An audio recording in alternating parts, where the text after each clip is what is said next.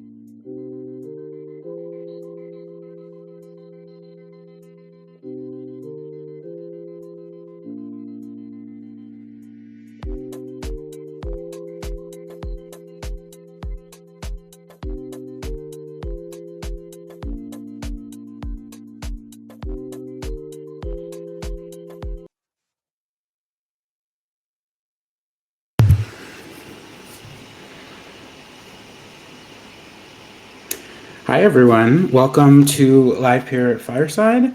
We have a pretty packed agenda today, so I won't banter too much and we'll get right into it. For those watching on Twitter or on YouTube, we are super active in our community. Discord is the place to be if you're interested in Livepeer. So please scan the QR code if you're interested in joining the community. That is where all the activity happens, like I mentioned.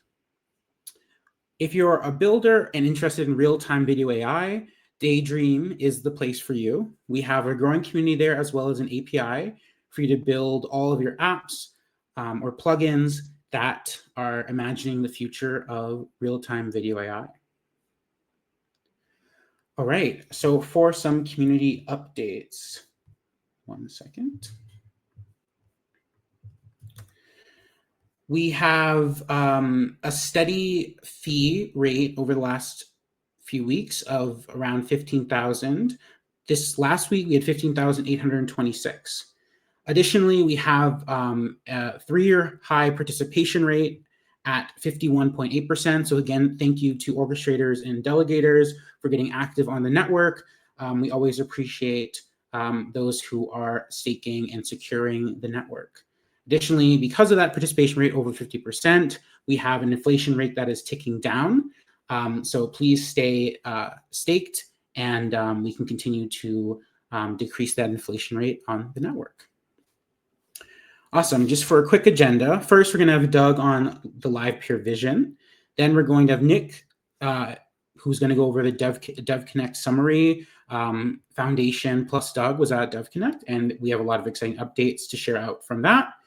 Also, we have an Embody Network update, as well as a Treat Vision demo. And Treat Vision is a new streaming platform that is being built on Livepeer's network.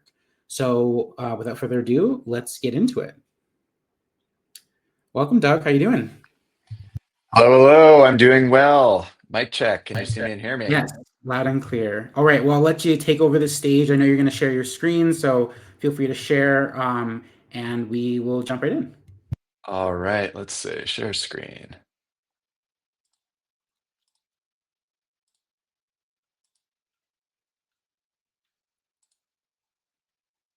Okay, let's see. Hopefully, hopefully you can see my slides. Are they live?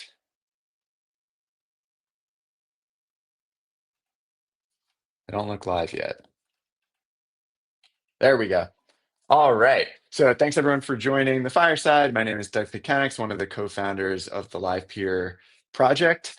Excited to talk today about exciting update to the vision for the Livepeer network itself. as a product that we put forward recently in a blog post that I published at blog.livepeer.org.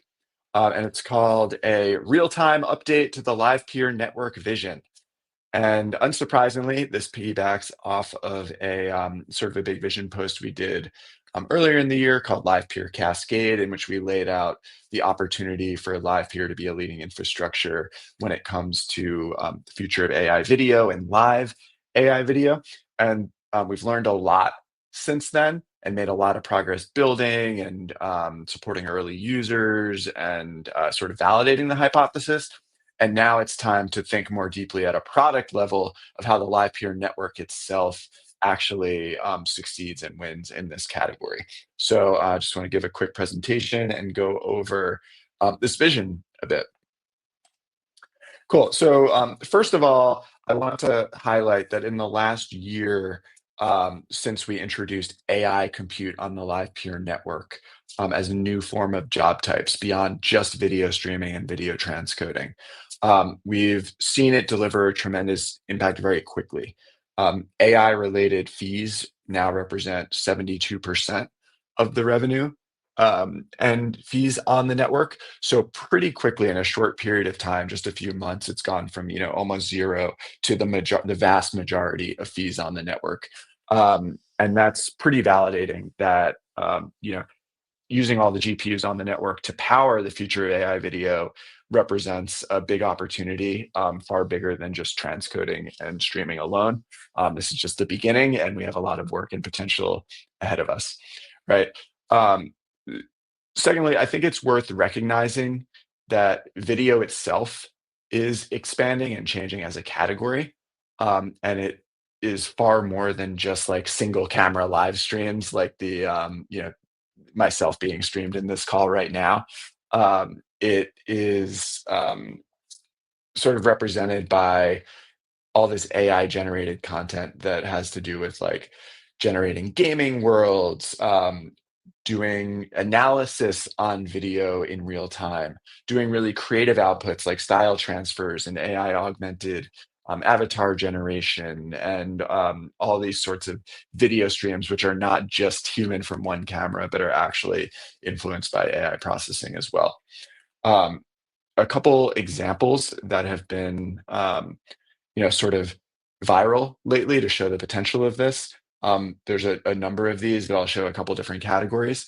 One is looking at how sort of AI video generation is going to impact gaming. And let me click through and share this video here. The tweet here says AI games are going to be amazing, right? And this is an example of a video game that is interactive, that's being generated via AI video generation based on user input as you go. And these worlds can be infinite. They can change based on what happens. They can change based on what game the user wants to play and how they want to influence it. And you can just imagine how much more um, fun and infinite and never ending it's going to be when you can do AI generated video manifested into like a gaming type environment, right? Let me pause this here and then switch over to another example. The second example here is more of an analysis based example, but it's showing how AI models running on top of live video could be really influential for things like sports or entertainment or monitoring and security. Anytime you want to analyze and interpret things in real time, map them onto code models, make decisions based off of them, make investments based off of them, do analysis to help better performance, etc. So all of this is possible with like live pipelines and models running on live video, something the Livepeer network is really well suited to succeed at. So those are just a couple of examples. I get back to I don't know if I get back to full screen mode easily. Here we go. So highlighting our opportunity here, I think the big opportunity for Livepeer is to be the leading AI infrastructure for real-time video. I'm not going to rehash the whole argument for that. We've covered that in Cascade in the blog post, but just as a reminder, Livepeer is already a great infrastructure for AI theoretically because we have this global network of GPUs run by our orchestrators that compete and charge very affordable prices and provide high quality of service for AI processing. But it's not that differentiated if you look at it purely as a GPU marketplace. There's tons of infrastructure providers out there. There's tons of cloud services that are providing credits. Competing with all of those will be tough from a product perspective and differentiation perspective. But what Livepeer has that is unique is that we have this low latency video specific stack, and we're really great at ingesting video, encoding video, processing video, delivering video, playing video, doing analytics on video. Um, all of the protocols, all of the unique software edge cases that have been built up in the Livepeer ecosystem to handle over the last 8 years, all can be put to use when it comes to video specific and live video specific AI in a way that all these other GPU infrastructures do not have. And that's a differentiator and that's an opportunity. And this is like a big category that's coming. So this chart on the right really showcases how many different industries real-time AI video are going to touch.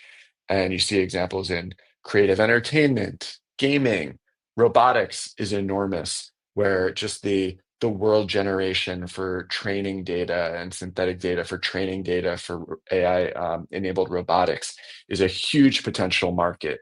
One one source, DeepMind at Google, estimated it could be as big of a market as the entire output of the world economy is today, based on how impactful it's going to be when you have AI augmented robots that were trained by synthetic world generation data, which is very related to the real time video stack. Um, you know, Enterprise use cases across data analysis, monitoring, and security are enormous, right? So highlighting Livepeer's opportunity is to be the leading AI infrastructure for real-time video. Uh, so I want to move on a little bit to like, what's that mean from a product perspective, right? I think it means the Livepeer network, it has, to productize better, to actually deliver against this opportunity.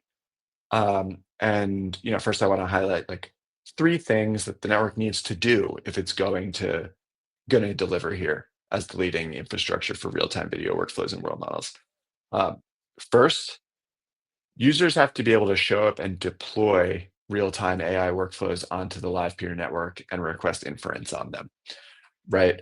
Right now, that's running on the network, but not in such an easily accessible, well-productized, open access way, right? Like if you want to deploy an AI workflow on the network, you either have to build it into the AI runner framework or the bring your own container framework. You have to market it to our orchestrators and let them know they need to be running this and what you're going to be paying. It's all possible through the protocol and the software and the community, but it's not productized such that anyone can just like show up, press a button, and automatically have their workflow running, right? The second requirement is that the network has to be performant, right? We actually need industry-leading latency for running inference on these real-time workflows and world model workflows. We have a great head start there with the different input protocols that we support that many GPU marketplaces do not.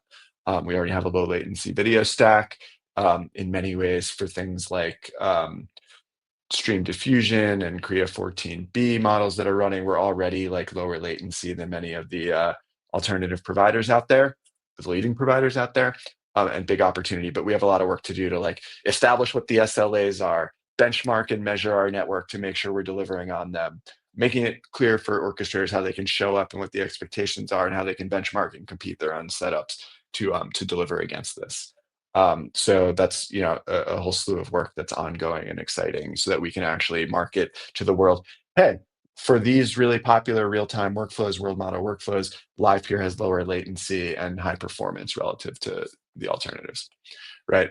And then lastly, the network needs to deliver on something it already delivers on for transcoding, which is cost-effective scalability, right? Users need to show up, pay as they go, scale up and down their workflows, and the network should automatically deliver the scale required, right? We've proved this for transcoding years ago and power a lot of big apps successfully as a result. For AI, we have to reprove this because it requires sort of a higher end class of GPUs, especially to run the bigger world models. And while our network economics should exist and incentives should exist to attract the supply, we haven't gone through the process of onboarding all the supply, building out the pools, ensuring the incentives line up so that there's always more supply than demand, right? The good news is we have early design partners who are perfect for this initiative, right? One is the Daydream project and Daydream API, which we actually incubate out of Livepeer Inc. And I encourage people to check out daydream.live to learn about that, play with the models, and register for API keys to build against them. Daydream has been growing its usage significantly.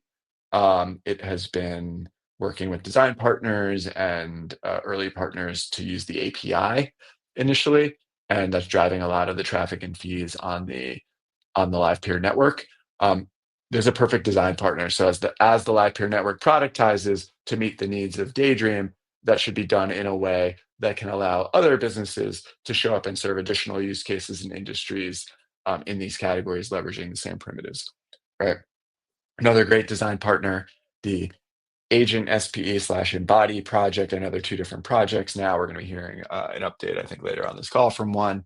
Um, using a real-time AI type use case to do real-time embodied avatar generation, and use the network for the processing and compute around that, and serve a whole nother use case in industry there. And again, meeting the needs of this design partner can ensure the network is set up to succeed for more and more builders directly on top of the network, right?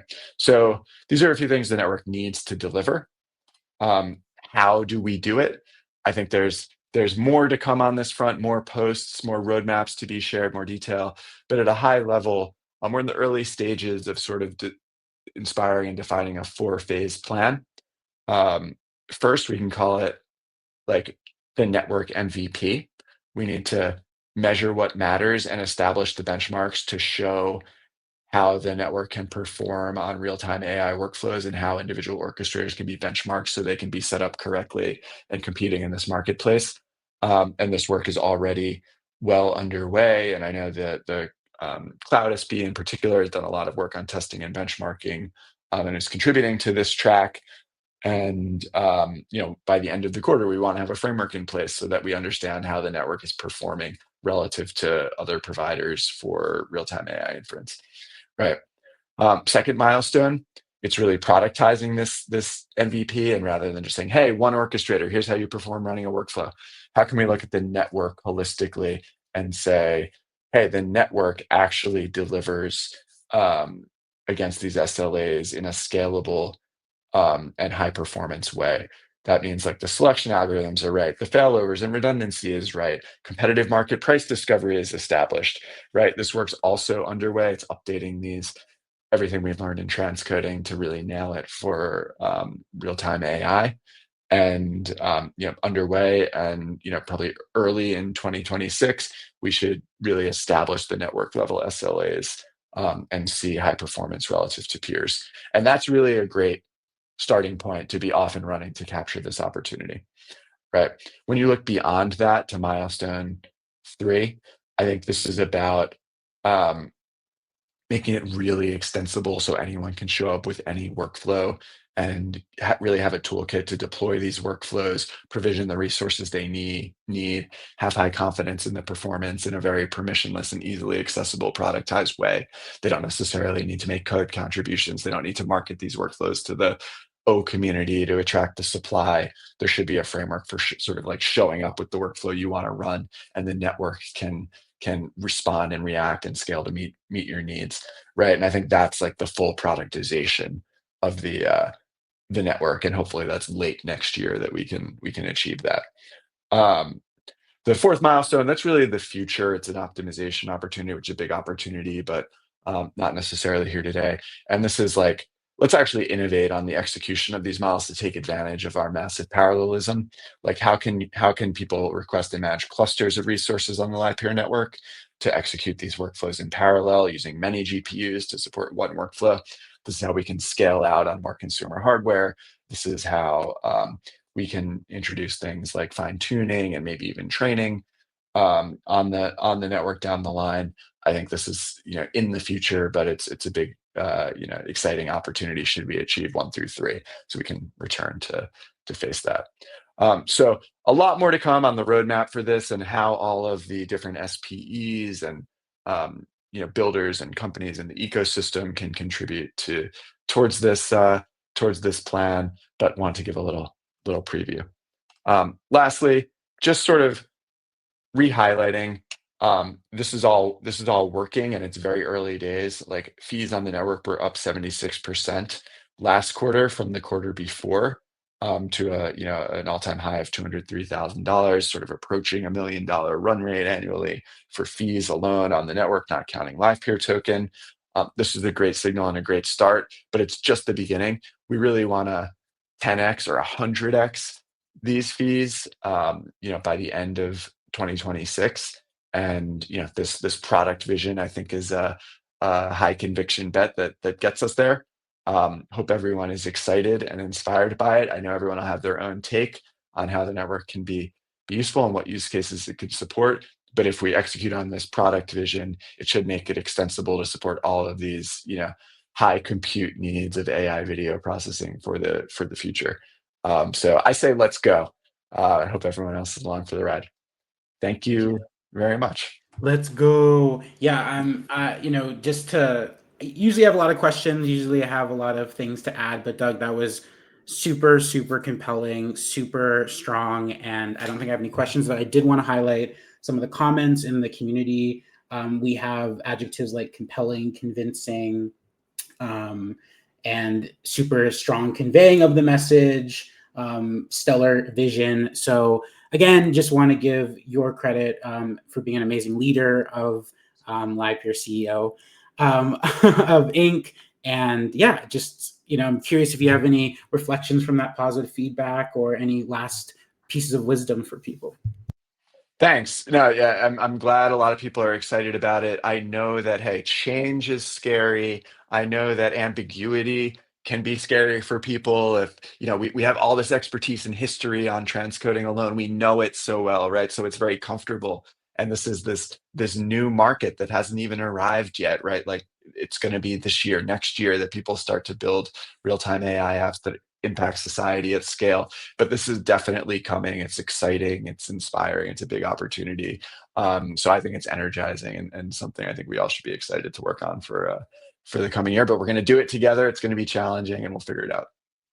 Amazing. Yes. And I think for everybody, if you are feeling in trepidation, I think we've historically done a lot of this together with SPEs, with the ecosystem. So tap into the community, and you'll be along for the ride. Thank you, Doug. All right, I'm fired up. That was exciting. Yes, amazing presentation from Doug. Thank you so much for showing up today and sharing that with the community. Up next, we have Nick, who's going to do a Dev Connect summary. Welcome, Nick. Hey there. Big thing to follow up, but you got it. No pressure. Yes. Well, on one, can we share screen here, Anne? If I do this, are we there? How are we looking? I think we've done it, guys. Okay. So jumping straight in. So yes, I'm excited to share a recap of Livepeer's activation at Dev Connect from last week, the AI Open Media Forum. And yeah, let's get into it. So how the event worked, we designed this event very intentionally, rather than doing the usual panel format that we've all seen 1,000 times. We went for the symposium forum structure, a place where attendees, be it artists, creators, engineers, protocol devs, AI researchers, and everything, could come together, sit in circles together, and actually talk with each other and participate and drive conversations for discoveries and things. And let's see what we can discover and unearth together. We ran it with 2 parallel tracks in the day. There was the creative track that was more for artists, curators, media people, researchers, and this kind of thing. Dare I say, broadcasters and live streamers. And on the technical track, more for engineers, devs, AI innovators, this kind of scene. We also held some lightning talks in the room as well with a few projects, and finally wrapped the day side part of the day with an all hands discussion in which the creative track and the technical track came together, and it turned out to be a real highlight conversation from the day. People actually like interfacing directly with each other. So we can take a little look here from the daytime. You can get a little feel of how it was in the room. It was at Valerie's Factory in Buenos Aires, this like giant, interesting art space, which was illuminated Livepeer green during the sessions.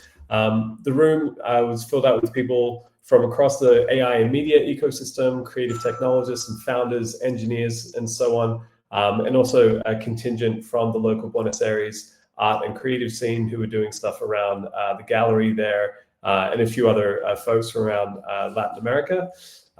One thing that stood out from the event is that people actually stayed with the sessions. Kind of, we jump across into, these are the active sessions. You can see the engineering and technical track was upstairs in the very interesting AI art-driven gallery space with interesting results. And yeah, as I was saying, like people actually stayed. You can see at the bottom left there, that was the closing session of the day where we had everyone all together. And that interplay of ideas and different perspectives was actually hugely valuable, somewhat unsurprisingly. So what we've been planning to do, and we were like doing in those sessions, was running audio recording. We weren't filming like people when they're in conversation together, but we were audio recording. So then we've been able to analyze all these conversations to pull out like key takeaways and observations and perspectives and things like that, which can be hugely useful for the Livepeer project broadly, and where we're going together, potential opportunities, barriers where people stand, and so on. So at the end of the day, the session ran over by around 20 minutes because people wanted to stay in the group and keep the thing going, which is incredible. So there's a lot that we're going to be sharing from this in some post-event publications and things. Think zine, something like this. There's going to be stuff coming out. We're also live streaming Doug's like opening keynote. There was also a conversation between Malcolm Levy, a co-founder from Refraction, and Alice Scope, curator from Serpentine Gallery. So we live streamed those aspects as well across on Streamplace and on X, and also and so on across like the Livepeer universe. And then in the evening time, we had this incredible party, which filled up with like 500, 600 people in the space. And then something sort of that came up through this was that people were asking like, who's streaming this? Like, who's putting this on? Because they noticed that we had these like live cameras in the space and we're clearly streaming them. And so being able to connect so clearly, like in a physical space with Livepeer is, co-presenting this party, this event, but also we're using Livepeer right now. So it's a connection between, culture and real IRL experience and this live streaming capabilities. And so this really clicked with people, and I think became almost like an incidental cultural moment for the Livepeer project, a bit of a breakthrough in that way, showing Livepeer not just as infrastructure, but as part of how creative culture actually is happening globally. So it was a really nice kind of brand perception moment there for Livepeer.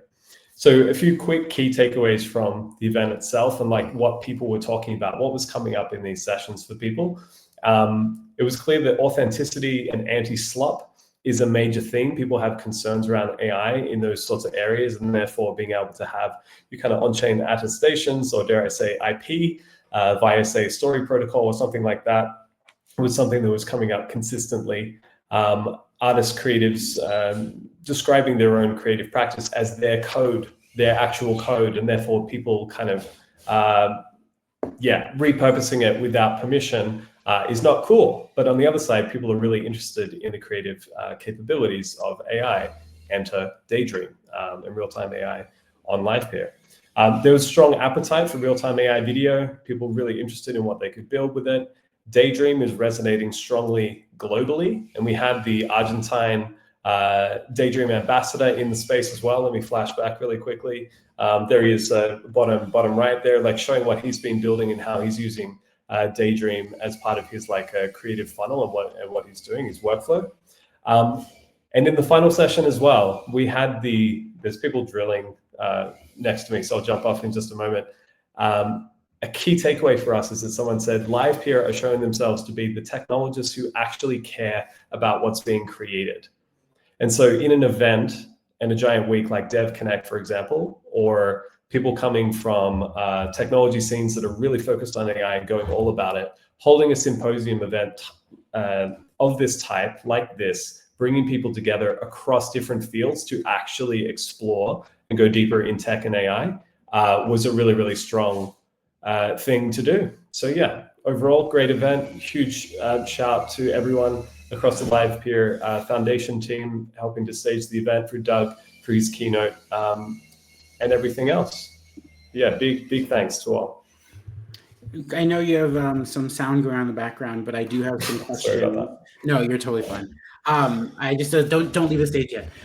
One question I have for you, Nick, is I really am compelled by this like anti-slop narrative that came out, and I'm curious, what are your perspectives on how we mobilize a movement that Livepeer is imagining AI in an anti-slop way?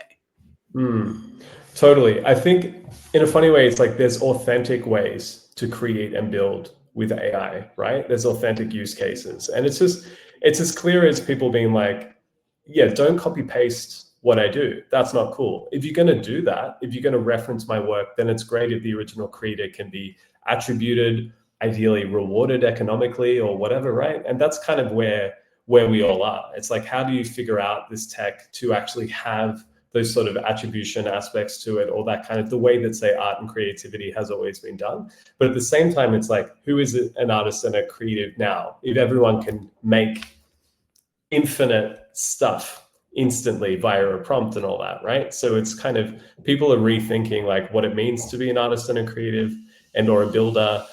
What is the difference between content, broadly defined, and actual pieces of art and culture? Whereas, maybe content is purely a commodity and so on. The drilling's getting more intense, so I might sign off, but really looking forward to sharing more takeaways from all this event with everybody. We have one of the DJ sets that was streamed on Livepeer that we'll be sharing soon, and also the lightning talks and Doug's keynote, things like that coming soon. So watch this space. Yeah, I would love more questions, but I'll let you go because the drilling is getting more intense. Sorry about that. You're fine. All right, thank you so much, Nick. Yeah, this is the last reflection for me. I think that people view the moment as everyone's oppositional towards AI, but I don't really think that's what's happening. I think people are oppositional towards the extractive and exploitative nature that some people building AI are manifesting economically. So I think that as a decentralized, permissionless protocol, we have an opportunity to present AI and real-time video AI, for that matter, in a way that is more authentic, right? Authenticity is kind of reigning supreme right now, especially in the content sphere. So how do we position authentic AI? But we will throw it to Define and let him get on with the exciting Embody Network updates. How are you doing, Define? I'm doing great, and how are you doing? I'm doing good. All right, well, I'll let you take it away. Perfect. So we have a pretty packed update for you guys, and it's regarding the go-to-market and some stuff about the go-to-market strategy, and also some tech updates about our pipelines. So we had the intuition that the main go-to-market opportunity with embodied avatars were to actually go on the education. And as an intro for what we're doing, we're deploying embodied avatars running with AI agents, animated through AI agents on the Livepeer network. We currently have orchestrators running on avatars and in extremely low latency. So we have solved that problem as well. An innovation that we are doing in the network is that we're actually, instead of doing AI models for producing AI videos and AI images, which I know it's something that also be done in the network. We are instead using game engines. So this gives us the opportunity to have a really stable latency and also have a really great visual result. So the main user case that we decided is education. We had the intuition that education is a huge opportunity. It's currently a ballpark 7.3 trillion market capitalization, but we didn't know exactly how we're going to approach this opportunity, how we can differentiate in comparison to other projects. And during the latest weeks, we did a lot of research, and we found out that most of the current companies that they were doing AI educational avatars, they're looking forward, they're looking towards a structured curriculum. So they haven't yet done the actual transformation, the that is required for the AI age. And this transformation requires the learner to be very adaptive and to be ready to embrace new information and to implement that information quickly. In the education industry in general, it is very sad that the education industry itself does not actually take advantage of dopaminergic loops that the game industry exploits in great detail. So this is why games are so addictive. But why the education content is not as addictive as games? And the answer here is because many of the educators focused on the education content itself, but focus they didn't focus uh, on the actual iteration of that, how we make the learner want that. So we're creating our real-time app to be exactly able to mimic the kind of environments where gamers are able to learn rapidly. And the main vertical, which we are actually iterating at the moment, and we're also doing with our content creator, which is in the early stage of its development, is the advertisement industry, which is ballpark $670 billion market cap. So these are the two main main user cases that we have found and that we are actively iterating right now. So, and the other things that we're doing for going to market, we are also communicating with a lot of people who want to join our team. We have people who want to join our team without even us getting the pre-seed round, which is very fantastic, and it gives us an idea that people actually are getting that what we're building is really powerful and it has real transformation capabilities. And we're also having the content distribution pipeline ready. We're just doing few iterations on the content itself to avoid cases such as Nick said with producing AI slow. We don't want that. We want to have actual educative content and content that people can use for advertisement. To give you a short idea of what is possible with the content, we will show you some content that was created yesterday by an orchestrator in our pipeline using the Livepeer network, of course. You will be able to put any kind of transformative effect you want on the background and the avatar itself. So you will also be able to put your company's logo or any other logo you want anywhere in the environment or the avatar. So we think that this is a great opportunity. Now, a very brief update on the technical side. We have 13 orchestrators that are daily contributing in our pipeline, daily providing their GPU capabilities. And we also have 19 orchestrators in total that they register in the pipeline.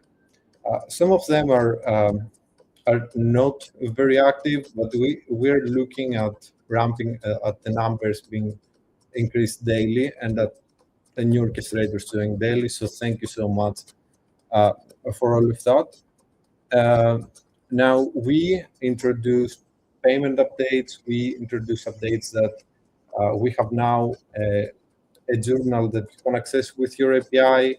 We're doing a conservative payment of ballpark $1.9 per workload, and we guarantee 3 workloads per orchestrator per day, with the intention that once the content is good enough, it will automatically be posted to the media pipelines and be released to YouTube, so that they can showcase the capabilities of the Livepeer network and the embodied network itself. I think these are the updates. It's really packed, but we really need to be conscious of the time here. Can we go to the next slide, please? So what is coming next month? We're actually releasing the Embody Tokenized Network white paper. This is a bigger vision from just having an embodied avatar user case. It's actually about having a tokenized network where economic embodied agents can interact with each other, and they can have access to economic opportunities, partner for economic opportunities, and take advantage of an industry that doesn't yet exist. And of course, experimentations with the agent-to-agent market. So we believe that there will be trillions of dollars of growth, as Doug said previously, that they will be created in this new AI era, and it is possible, very possible, that the number of AI embodied workers will outpass the number of human workers and their GDP production capabilities. We think that this is a very likely scenario. On the technical releases, we will be releasing our 8K avatars. Now we have high definition avatars, so 1080p. We will have 80K, and of course, if the orchestrator's CPU support that, they will be able to output the full quality to the user. We are also releasing next month the MVP of the real-time app, uh, to showcase to you, to everyone, the education capabilities. We're also doing some compliance checks for orchestrators. We've done that before. We really want to be ready for any regulators. We know that what we're building is complex. We want to make their job easier, and we want to be compliant in what we're doing. We also will be releasing the full Embody SP retrospective and our treasury proposal. We actually waited more than 1 month already. So we want to go for treasury proposal once we have something tangible, and make sure that we're not going for the proposal as a company, but instead going as a tokenized network. And we're so confident in the network, in the bigger vision, that we are already building a user case to deploy as a lead builder at the start of the network. And we're also releasing the content creation API free for all the Livepeer stakeholders, all the Livepeer participants, and we're getting again into the micropayment system of Livepeer with the reintroduction of the Bring Your Own Container update. Next slide, please.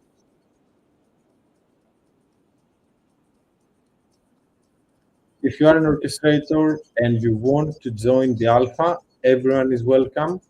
You can just scan the QR code, read the README when you go to the GitHub, and you can just use the steps to register. The feedback that we have got is that it's very easy to do so. So everyone is welcome, and we want your GPUs. We will have the capacity to use them very quickly, and we are already using them daily. Next slide, please. And please join the Embody server. This is where all the action happens, and this is where the updates go first. And you are also able to have the opportunity to speak with other creatives, 3D artists, orchestrators in the network. And it will be a great place for you to see better what we're building. Next slide, please. And this is a content creation video that was created just yesterday from an orchestrator in our pipeline. You can actually see that this is on the early stage. The quality is higher than the one you will be looking at. It's still decent quality, but there are some issues with the bitrate in the recorder, which will be fixed, and the recording will be happening inside the game in the next month's update too. Some prompt iterations also needed. As well. We pretty much focused on the tech and bringing up all the different decentralized and centralized components that will make this tech possible to enter the Livepeer ecosystem. So the latest days we're looking at radically improving the content. You can just see what is possible with this video, and please have in mind that everything you see here is configurable, including the environment and the avatar, the face, everything. Can we please play the video?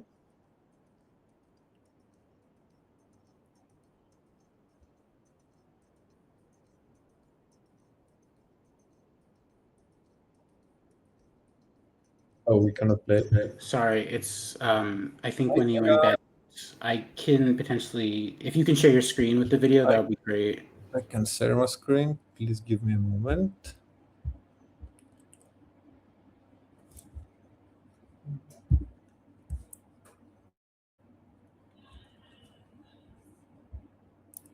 Perfect.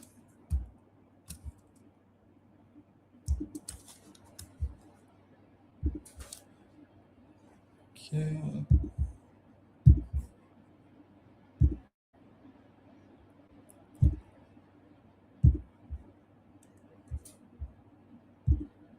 Yes.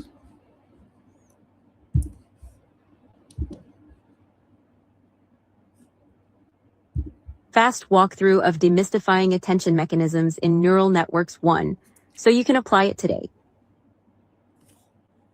Anchor demystifying attention mechanisms in neural networks 1 to a simple habit you can repeat daily.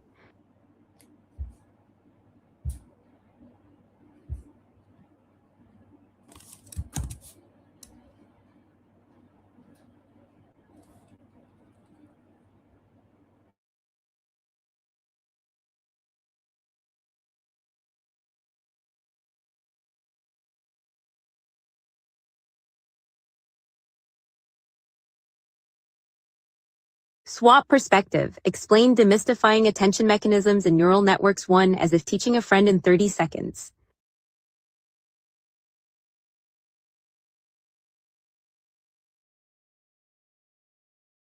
Improvements needed, but we're in a really good way producing this content and making it better day by day. As I said previously, we mainly focus on the tech, and what you saw was 4080p from YouTube. So the actual output quality is 180p. Well, thank you, Define, for coming and presenting. And again, the fact that you're getting video output now with the audio is amazing. So continue the good work, and we will see you next time. Thank you, guys. All right, and last